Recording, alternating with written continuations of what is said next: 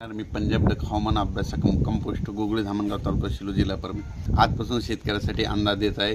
राज्यामध्ये पुन्हा हा अंदाज लक्षात घ्यायचा। राज्यात एकंदरीत परिस्थिती बघितली तर म्हणजे हवामान कोरडं राहणार आहे, पाऊस काही येणार नाही, त्याच्यामुळे काही चिंता करायची गरज नाही। नोव्हेंबर महिन्यात अवकाळी पाऊस झाला तर डिसेंबर महिन्यात कमी झाला, तर आता परत जानेवारीमध्ये अवकाळी पाऊस चांगला पडणार आहे, तर फेब्रुवारीमध्ये नाही पडणार। म्हणजे अशी एक महिना पाऊस पडणार आहे अवकाळी, एक महिना सुटणार, अशी परिस्थिती राहणार आहे, म्हणून हा अंदाज लक्षात घ्यायचा। पण राज्यामध्ये आता जवळपास 10 दिवस 30 डिसेंबरपर्यंत हवामान कोरडं राहणार आहे, थंडीची तीव्र लाट येणार आहे, वारे सुटणार आहेत आणि वारे सुटल्यामुळं दिवसभर तुम्हाला थंडी जाणवणार आहे, दिवसा स्वेटर घालावं लागतील अशी थंडी जाणवणार आहे, म्हणून हा अंदाज लक्षात घ्यायचा। आणि जानेवारी महिन्यात मात्र एक अवकाळीचा पावसाचं एक संकट राहणार आहे, म्हणून हे देखील अंदाज लक्षात घ्यायचा।